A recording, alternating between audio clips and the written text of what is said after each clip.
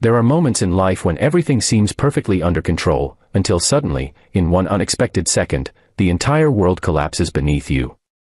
For Elena Hart, a woman known across the city as the sharpest, strongest, most unstoppable CEO of her company, that moment came without warning on a cold Monday morning. Her heels clicked confidently down the marble hallway, her phone buzzed with meetings and deadlines, and her mind, as always, raced ahead of everyone else.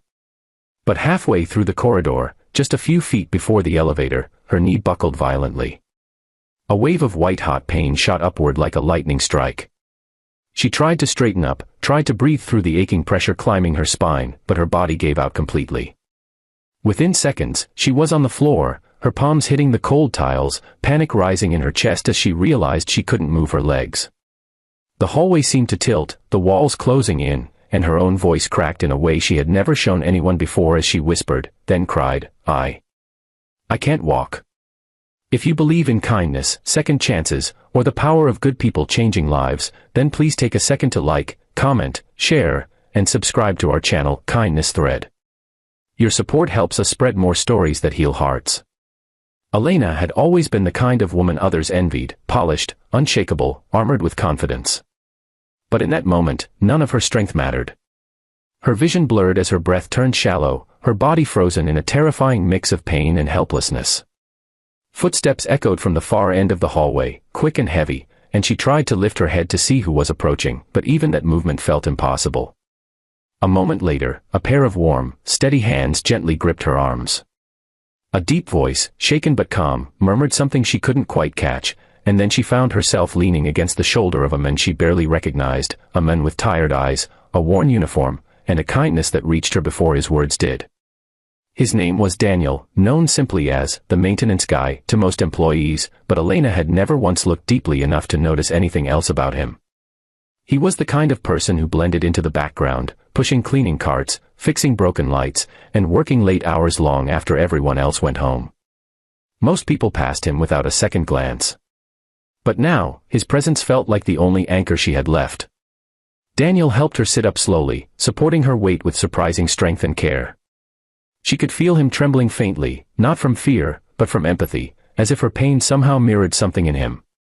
As the paramedics were called, Daniel stayed by her side, steadying her, breathing with her, urging her not to panic. She wanted to protest, to gather herself, to pretend she didn't need help, but the truth pressed down on her, she had no control at all. In the ambulance, as the sirens wailed and the city blurred past the windows, Daniel sat silently beside her, his expression thoughtful, almost haunted. Elena wondered why he was there, why he cared so much, why his eyes carried a weight that made her chest tighten for reasons unrelated to the pain in her legs. At the hospital, the news struck her harder than the fall did. A compressed nerve, a possible spinal complication, and the looming threat of not walking again without surgery and weeks, maybe months, of recovery. For someone who lived her entire life on deadlines, speed, and control, the idea of slowing down felt like a punishment she wasn't built to handle. Her company needed her, her investors expected her, and worst of all, she had spent years building a reputation as the woman who never once showed weakness. She didn't know how to be vulnerable. She didn't know how to be anything other than perfect. And now, she couldn't even stand. Daniel visited her the next day, not because anyone asked him to, but because something in his conscience refused to stay away. He walked in cautiously, holding a small paper bag of ginger tea and warm soup. She stared at him in disbelief. No one had ever brought her something so simple. She always received gourmet baskets, expensive flowers, or corporate gifts, nothing as human as this. In that moment, she saw him differently. His tired eyes weren't just tired, they were the eyes of someone who had seen real struggle. Over the next few days, he visited her regularly. Sometimes he talked softly about small things, the weather, a song he heard on the radio, the funny things employees said while he fixed things around the office. Other times he just sat quietly, offering the comfort of presence she never knew she needed. Slowly, she felt pieces of her emotional armor slipping away, as if her fall had broken not just her physical strength, but the walls she'd spent years building. One afternoon, when Elena's frustration hit its peak after a painful physical therapy session, Daniel finally shared the secret he had been carrying in his silence. He told her about his daughter, Lily, a bright, sweet little girl who had been born with a rare condition affecting her mobility. For years, Daniel watched her struggle to walk, fall, get back up, fall again, and somehow still smile through it all. He worked double shifts not for himself, but to pay for her treatments. He learned all the exercises, the therapies, the ways to encourage someone who feels their body has betrayed them. He learned patience, more than life had ever taught him before. And he learned strength, the kind that doesn't show in muscles, but in spirit. As he spoke, Elena felt a lump rise in her throat. She had always thought strength meant independence, dominance, and perfection. But Daniel showed her a different kind of strength, quiet, consistent, selfless. He told her gently that the fear gripping her was normal. That she could get better. That she wasn't alone. And that healing takes courage, not speed. His words changed everything.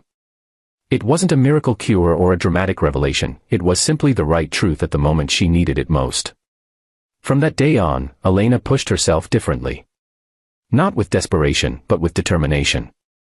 She began physical therapy with a humility she'd never experienced. She allowed herself to cry when it hurt. She allowed herself to lean on others when she felt weak. And more importantly, she allowed herself to believe that vulnerability was not failure. Daniel and his daughter visited her often.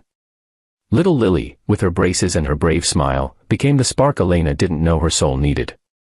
Watching that small girl fight through her own pain reminded Elena that strength wasn't about standing tall, it was about trying again, no matter how many times you fall.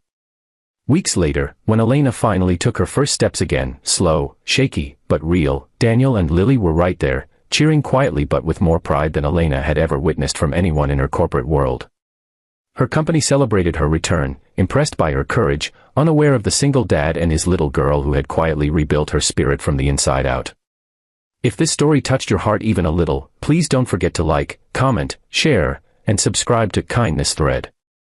Your engagement truly helps us keep creating stories that inspire hope and humanity. Before you go, comment below, kindness changes everything. And remember, sometimes the people we overlook are the very ones who save us when we fall. Por Disney.